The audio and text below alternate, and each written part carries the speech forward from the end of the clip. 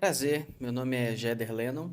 Eu nasci em Ribeirão das Neves, mas fui registrado em Belo Horizonte. Minha comida preferida é macarrão com carne moída e minha cor preferida é preto, apesar de estar com branco.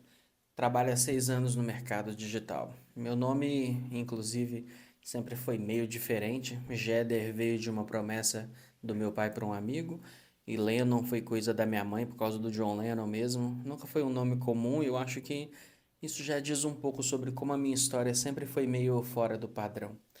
Mas se tem uma coisa que realmente me marcou lá no começo, foi um detalhe que muita gente talvez nem daria atenção. A minha certidão de nascimento era gratuita, e isso vinha escrito nela. A minha mãe colava um papel em cima disso para ninguém ver, e eu lembro dela contando para mim que já chorou por causa disso. E aquilo ficou na minha cabeça de um jeito que eu nem sabia explicar direito na época. Não era sobre dinheiro em si, era uma sensação meio silenciosa de que a gente precisava esconder algumas coisas, como se tivesse alguma coisa errada em não ter, e eu cresci com isso guardado sem saber muito bem o que fazer com esse tipo de sentimento. Mas aquilo moldou muita coisa dentro de mim. Eu sempre levei a vida de forma séria. Eu sou testemunha de Jeová, e isso influencia diretamente a forma como eu enxergo as coisas, como eu me comporto, como eu tomo decisões, não é só uma parte da minha vida, é uma base mesmo. Só que mesmo com base, mesmo com valores, eu tomei muitas decisões erradas, e não foi poucas não. Teve um momento, principalmente ali por volta de 2019, que foi um divisor de águas para mim. Eu casei com a Vanessa e ao mesmo tempo eu pedi desligamento do meu trabalho.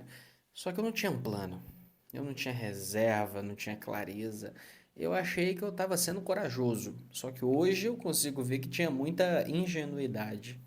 Eu entrei num negócio que não fazia sentido na época, me envolvi com coisas que eu não dominava e a conta veio.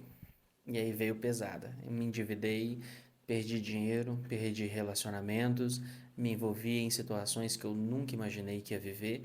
Cheguei a lidar com gente cobrando de forma chata e foi um período muito ruim. E o pior não era nem a situação em si, era a sensação de não ter controle de nada, de olhar para frente e não enxergar a saída, de acordar já cansado, com a cabeça pesada, sabendo que qualquer decisão errada ali podia piorar tudo, sabe? E eu errei muito tentando sair disso. Fiz escolhas no impulso, tentei atalhos, acreditei em coisas que hoje eu sei que não fazia sentido. Teve um momento que eu só estava reagindo, tentando sobreviver sem pensar direito no longo prazo, e isso tem consequências. Algumas delas eu carrego até hoje, tá? No meio disso tudo, o digital apareceu.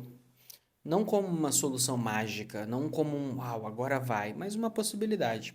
Um amigo me mostrou algumas coisas e eu senti, pô, tem alguma coisa aqui. Só que, de novo, eu entrei do jeito errado no começo. Consumi muita coisa, pegando informação de qualquer lugar, tentando acelerar um processo que eu nem entendia. E mesmo assim eu comecei, do jeito que dava. Eu não tinha o luxo de esperar o momento perfeito. Então eu pegava o que eu conseguia aprender rápido e tentava transformar aquilo em alguma coisa prática. Eu comecei fazendo site, coisa simples, vendendo como dava. Eu vendia primeiro, depois eu corri atrás para entregar. Eu virei muita noite estudando porque eu tinha assumido um compromisso que eu ainda nem sabia como que eu ia cumprir. Não era bonito, não era organizado, mas era o que eu tinha naquela hora. E funcionava, mais ou menos, mas funcionava. Entrava um dinheirinho, mas não tinha estabilidade nenhuma. Era sempre na tensão, sempre dependendo de fechar alguma coisa para conseguir respirar um pouco. E o que mais me incomodava não era nem isso, era perceber que eu estava sempre correndo atrás, mas nunca parecia que eu estava no controle. Era como se eu sempre estivesse apagando incêndio, sabe? Com o tempo eu comecei a reparar em algumas coisas. Eu via gente muito inteligente que estava travada, gente que estudava, se dedicava, queria fazer acontecer, mas que não conseguia sair do lugar. E ao mesmo tempo eu via muita gente avançando, mesmo sem ser tecnicamente melhor. Isso começou a me incomodar, porque não faz sentido, né? E aos poucos eu fui entendendo que não era sobre ferramentas, nem sobre estratégias em si. Tinha alguma coisa antes disso. Era a forma de pensar, era a forma de decidir. Era o jeito que a pessoa se relacionava com tudo aquilo. Eu comecei a perceber isso em mim também.